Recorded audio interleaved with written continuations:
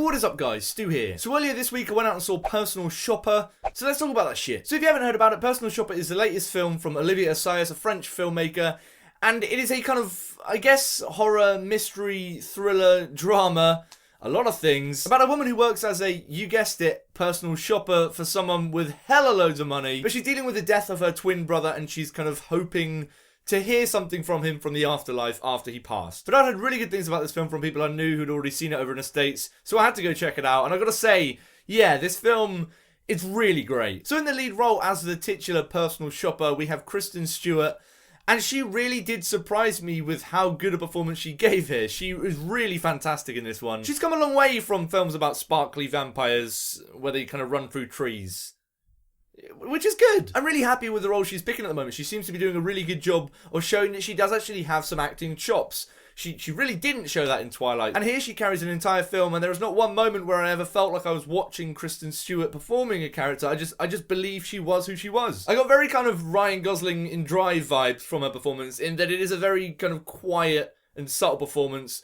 where I think to a lot of people might just come off as really dull, like she's not actually doing anything, she's just walking around looking interested in things, which, yeah, maybe is a fair criticism to make, but a lot of people made that criticism about Ryan Gosling in Drive, and I think he's fantastic in that film, and I think there is definitely a talent to performances like that, and this is one from Kristen Stewart. I think she's fantastic. And that is also the case with the direction from Olivier Assayas, because this film is just such an interesting blend of so many different genres, and I think it just handles that all really, really well. I saw the trailers originally and I was like, oh, it looks like a horror film. And I think that's some weird marketing there. It is not really a horror film overall, but some of the threads of the story, it does start touching on horror aspects and the conventions of that genre, and I think it does do that very well. There are very tense moments, particularly when she's visiting the house of her brother, which I think show a very clear understanding of the horror genre, and so the direction in that sense is interesting as a horror. But mainly this film is more, I guess, a kind of drama character study of Kristen Stewart's character, as opposed to a big, oh shit, what's happening horror film. And that side of things is really fantastically realised as well. And I particularly appreciate the way that Assayas is able to use the horror genre and the mystery genre and the thriller genre to get more out of the dramatic side of things in this film. Because at the end of the day, is a look at grief and someone going through the stages of grief and processing what's happened to their twin brother. And that side of things is really interesting, and is actually quite moving to a certain degree. I was actually tearing up a lot in this film, but in a really weird way, in that it's not a film which immediately jumps out as an emotional drama. There aren't kind of big sweeping scores and moments of big catharsis where the character just breaks down. It's not that kind of emotional drama, but it did still get under my skin and make me emotional about the things that the character's going through, which taps again into the way it uses horror and mystery and thriller in it.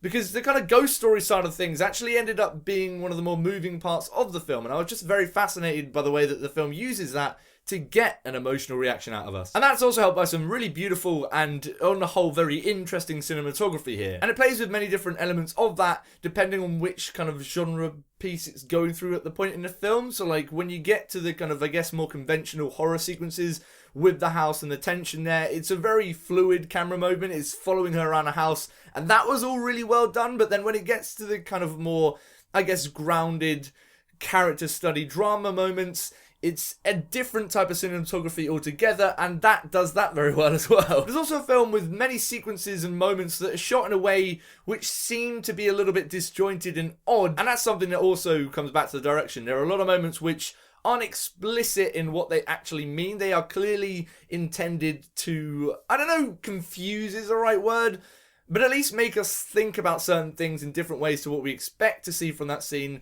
and that was really fascinating as well. But it never feels like it's too crazy and disjointed for us just to not get it. I get the film and I have my own ideas about what it's about, but then it's disjointed enough to allow for many different interpretations. I think different people will have different explanations for what is happening in certain sequences of the film, and that's really interesting. You guys know I love it when a film can do that. I think if I had to criticise the film, there are certain things which I think could have been done in a different fashion. It might have been a little bit more interesting, at least from what I personally think the film's about. And the first of those being the very end of the film. I liked what the very end of the film did. I thought it was very interesting in its own way, and actually strangely quite poignant and moving.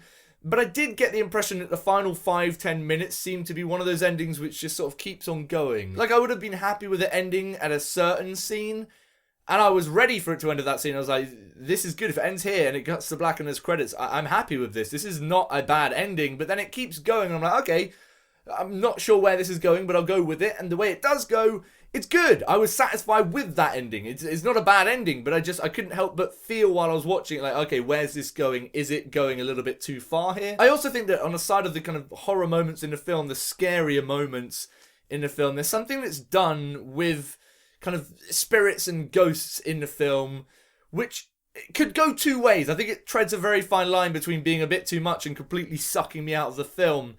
For me, at least, that didn't happen. I was happy with it, and it did exactly what it needed to do, but there was a moment where I was like, this could go very wrong very quickly. And so I think for a lot of people that might be the case, and perhaps there was a better way to do that, but then at the same time, maybe there wasn't a better way to do that. Maybe that is exactly the way it needed to be done to get through this film the way that I did get through this film, so it's not really a criticism there. And finally, there is also a short amount of time within the middle of the film where it's not that it dips or becomes a bad film per se, but it definitely does feel like it slows down a little bit and starts to become almost a different film to the rest of the film, which is still good and has me hooked on the edge of my seat because of the grander context of the film.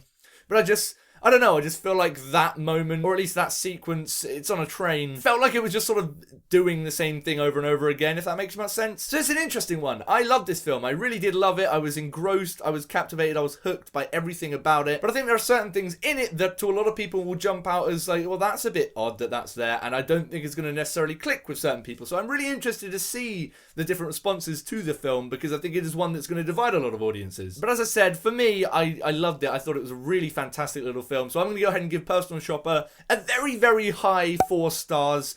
Very nearly tipping into a 5 stars. I almost gave it a 5 stars, but I don't think on the first viewing I can stand here and say, yeah, it's a 5-star film. But what about you guys? Have you seen Personal Shopper? I know it's been out in the US for a while now. It is out here in the UK on a limited release in certain theatres. So if you've got a chance to go out and see it, let me know what you thought in the comments below. I'd love to know. As I said, I think it's going to be very divisive in its reception by certain audiences. So I'd love to know what you thought of the film. Let me know in the comments below. That'd be awesome. And as usual, if you like this review and want to see me talk about more shit, go ahead and click subscribe. But until next time, stay beautiful, motherfuckers.